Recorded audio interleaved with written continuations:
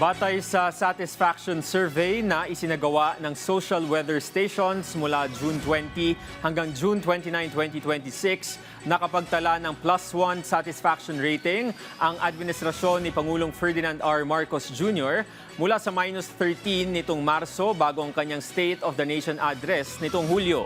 Sa panayam ng Radyo Pilipinas World Service kay SWS Communications and IT Director Leo Rando La Rosa, kapansin-pansin umano ang naitalang pagtaas sa satisfaction rating ay dahil sa paglaban sa kagutuman, paglikha ng trabaho, efficient public transportation, food security at paninindigan para sa kasarinlan ng bansa, partikular na sa West Philippine Sea. Ayon pa kay Director La Rosa, bagamat mataas pa rin ang issue ng korupsyon sa gobyerno, nagpakita din ito ng pagbaba ng 4 na puntos mula -10 to -14.